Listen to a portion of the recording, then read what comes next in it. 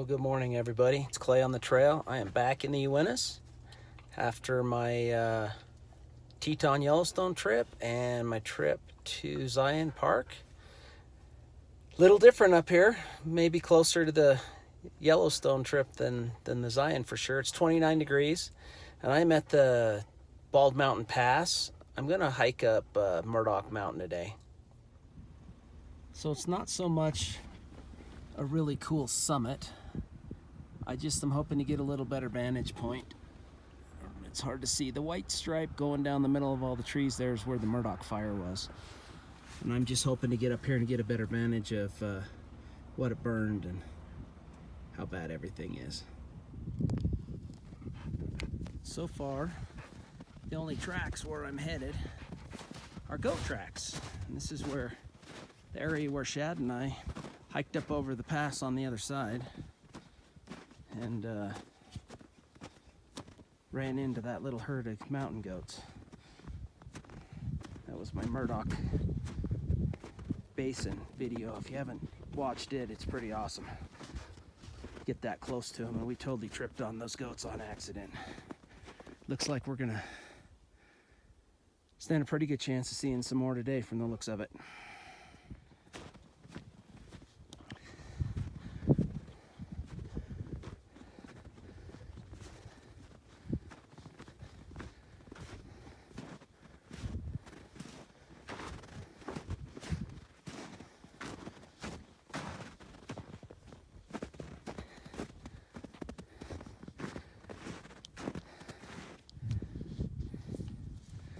Looks like some folks have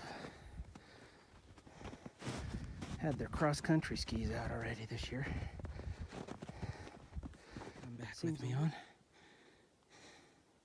He was pretty excited when I brought my pack out that I actually let him come with me. He loves these trips.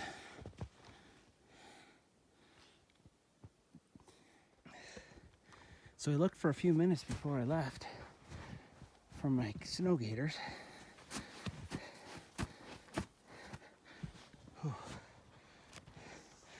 But they've been put away since the spring. And I figured there'd only be a couple inches of snow.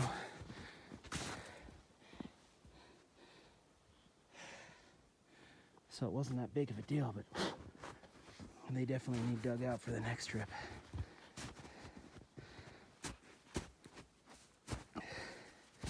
And I knew better.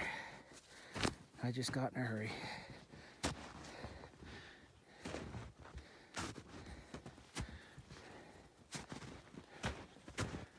Oh.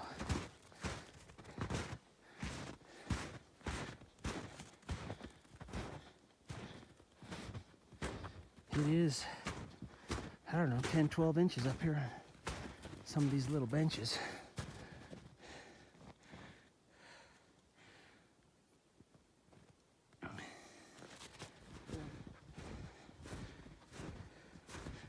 So there's my path right up through there.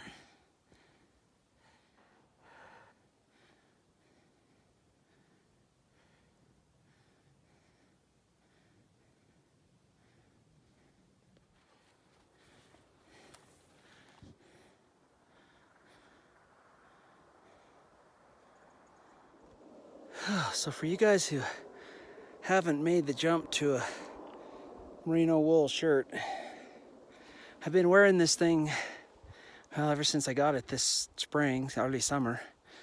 Hiking in 70, 75 degree weather, it kept me nice and cool. And it's like 29 degrees right now, and I'm just comfortable. As long as I stay moving. The wind gets a little much if you stand still for too long, but and they might be expensive, but they are worth every penny of themselves. And just where you least expect them, you can see the cairns all the way up the top. There haven't been any below here, but that I saw anyway. But I can't follow the trail, so they don't really matter. Hiking in terrain like this, Guy's got to be super, super careful. It looks all smooth and easy walking, but it's a jumble of rocks underneath. If you stick your leg in the wrong place and fall, it'll snap it like a twig. So I'm taking very, oh crikeys, deliberate steps. Yep, that was only way steep.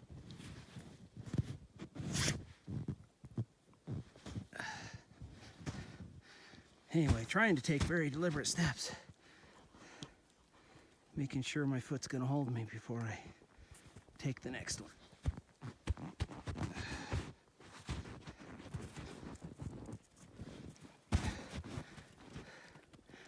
Not only would gaiters have been a brilliant choice, my snowshoes would have gone a long way too. And who would have figured that? It's barely the middle of October.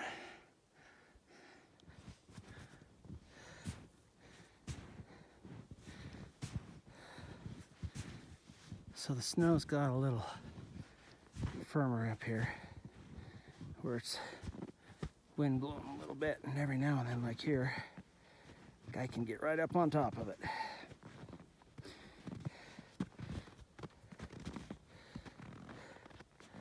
Unfortunately, it just doesn't last very long. Oop. About that far is all I got out of that.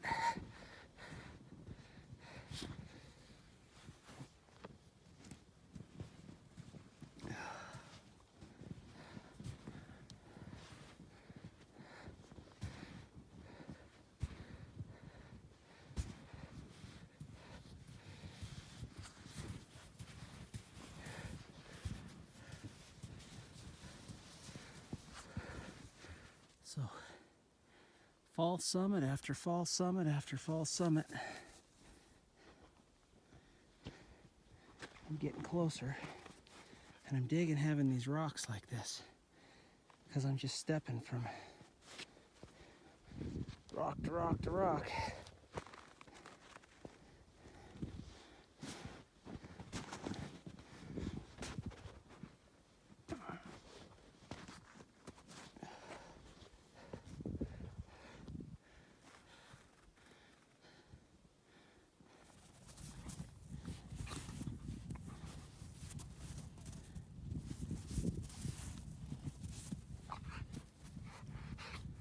Yeah, nobody's having fun here, huh?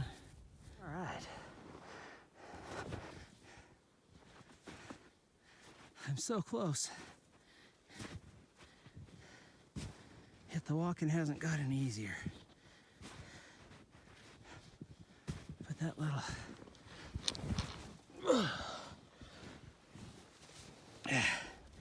Every now and then I fall in a hole.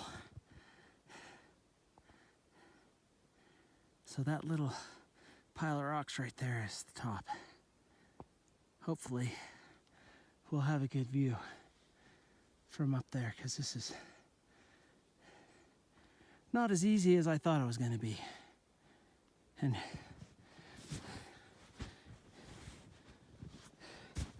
for sure needed my gaiters.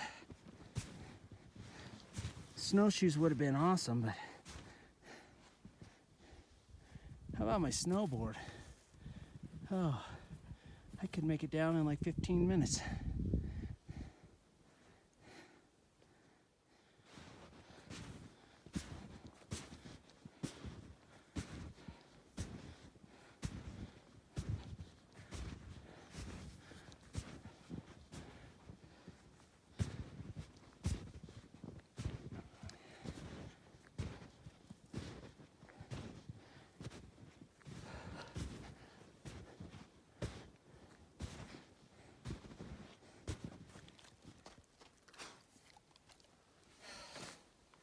So there's the top.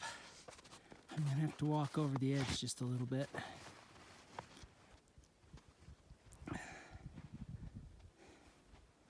Let's see here. If I can find my place here. That right there is the pass that Shad and I walked over on our Thompson Lake hike. That right there is Rocky Sea Pass. Explorer Peak, clear in the distance. That's Naturalist Basin. There is Mount Agassiz, or Agassiz. I always say that wrong. It's Agassiz. And that is Hayden Peak. Oh, no. That is Hayden Peak.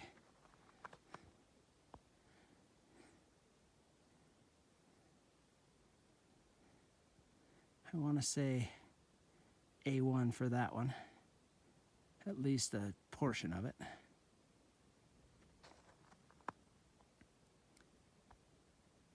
That is Whiskey Peak, right above Whiskey Island Lake. And of course, Bald Mountain, Reed's Peak hiding behind it.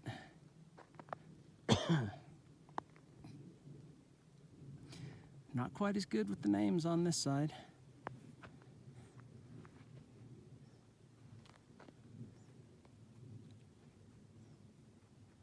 I only know that, oh, you can barely see any of it, but Mount Timpanogos is that way.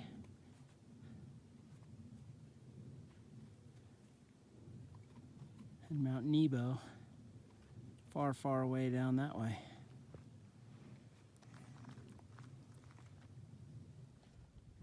Okay, so near as I can tell, the fire went right through there,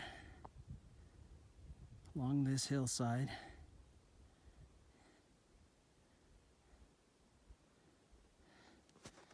Let's see, backed over here, and then up through here, and I'm gonna have to walk over to the other side to finish out where it went.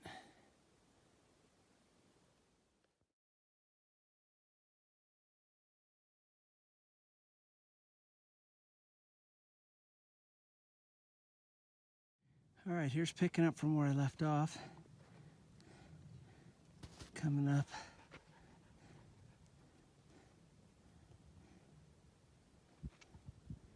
Went in there. I'm having kind of a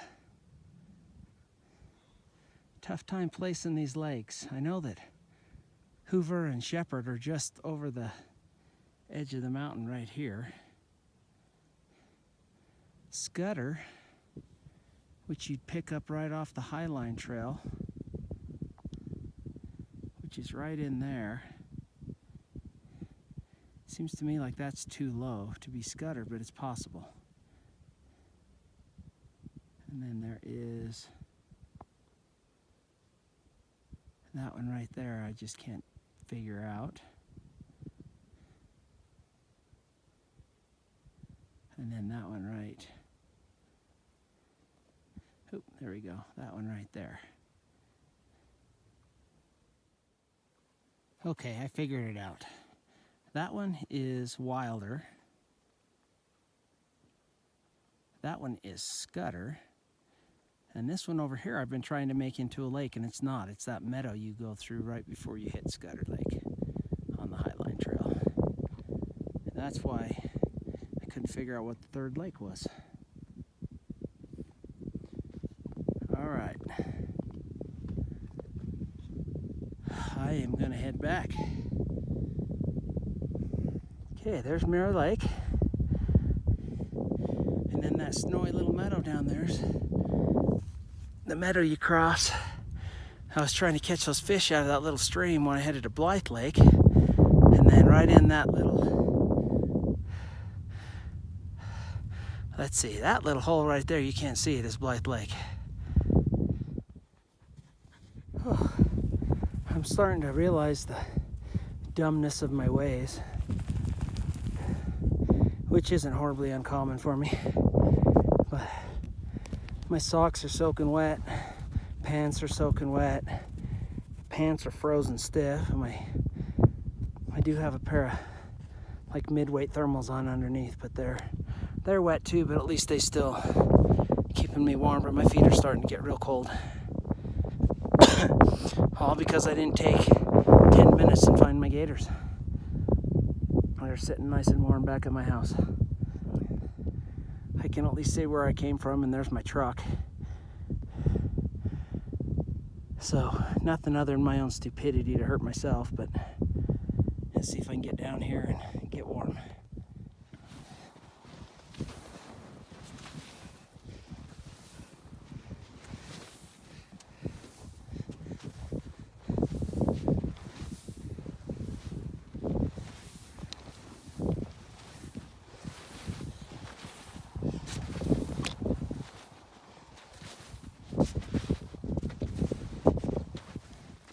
And they are way easier to follow. At least I kind of have an idea whether the next step's going to hold me or not. Oh. They're for sure not perfect.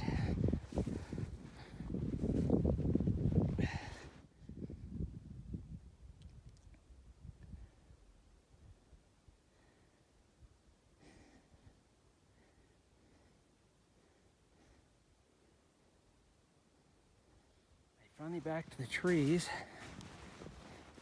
and I've picked up the cross-country ski trail I followed up.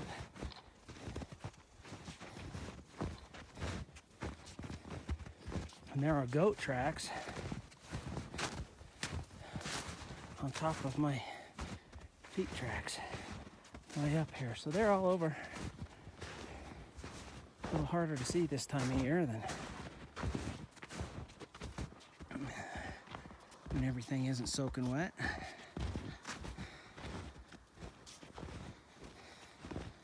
So, yay, I got lucky again. God watches out for children and fools. And I just keep getting watched over.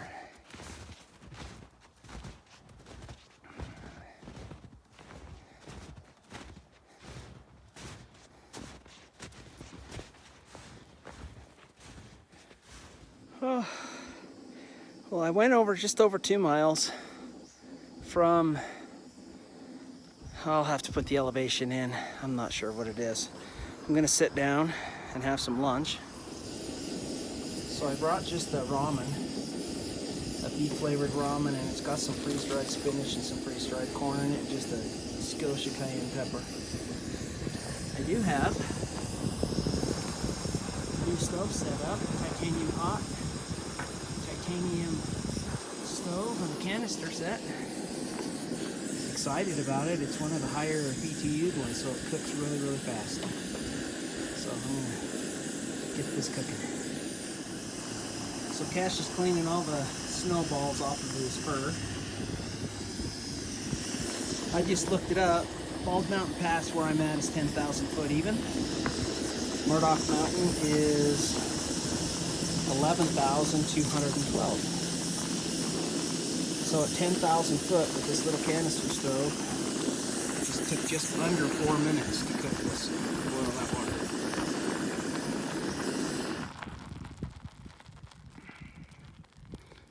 Not bad for a little teeny stove.